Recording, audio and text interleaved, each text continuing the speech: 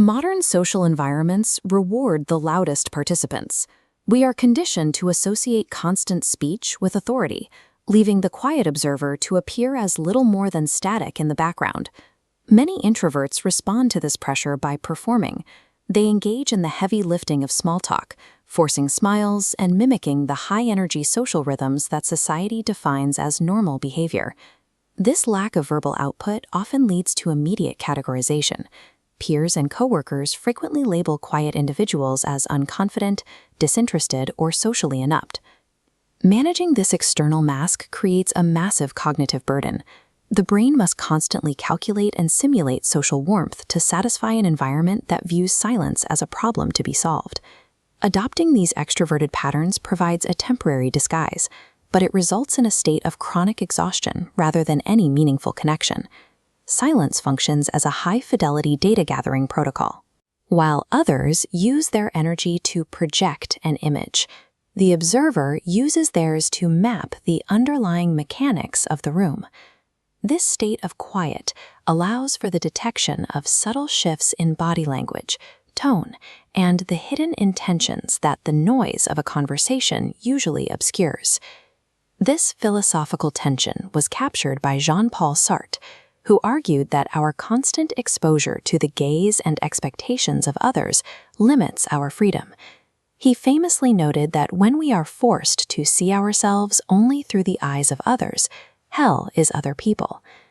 By removing the need to formulate a response, the brain can redirect its full attention toward processing the environment in real time. This approach provides a specialized system of situational awareness that remains unavailable to those occupied with the mechanics of speaking. Most social interactions occur at level 1 listening, processing information only to prepare the next sentence. The observer moves to level 4, listening to decode the speaker's world. This attention filters out performative noise, revealing insecurities, practice scripts, and mismatched physical postures. This silence creates a vacuum that triggers the projection effect. Without verbal validation, many extroverts become visibly uncomfortable. To ease this tension, they often fill the quiet with their own assumptions. They assume the silence is a judgment, projecting their own social anxieties onto the person who isn't speaking. This reaction suggests their discomfort is less about the observer and more about their difficulty maintaining composure without external feedback. The concept of a social battery is often described as a limitation, but it is more accurately viewed as a mechanism for energy preservation. This system restricts energy expenditure on low-value interactions, ensuring that cognitive resources are reserved for deep, intentional work and genuine connections. Once the drain of social performance is removed, solitude becomes a preferred state. Jim Carrey noted this shift, stating, "Solitude is addictive because of the peace it provides once you stop allowing others to deplete your energy." Choosing to withdraw is a strategic decision to protect these internal reserves, rather than a reaction to social fear. A restricted social battery serves as a functional barrier against the excessive demands of an attention-driven culture.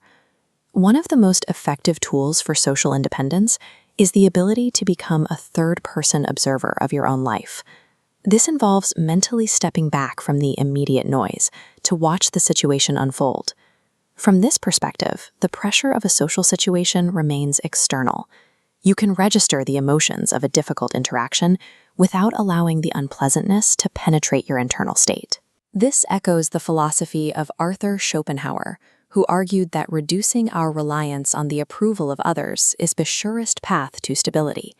He maintained that true independence is found by prioritizing one's own internal world over the fickle demands of society. When you no longer require validation from the room, the gossip, judgments, and office politics that drive others lose their power over you. This detachment provides an emotional stability that is resistant to external social pressure. While the person who needs the room's approval is constantly managed by the crowd, the observer remains self-contained. The observer is difficult to influence because of an absence of need. There is no desperate requirement to be understood or accepted by the group. This leads to a state where peace is found in one's own space, whether through a hobby or reading a book or simply the absence of noise. silence represents a foundational state of self-reliance. It is not a condition to be fixed, but a demonstration of individual independence.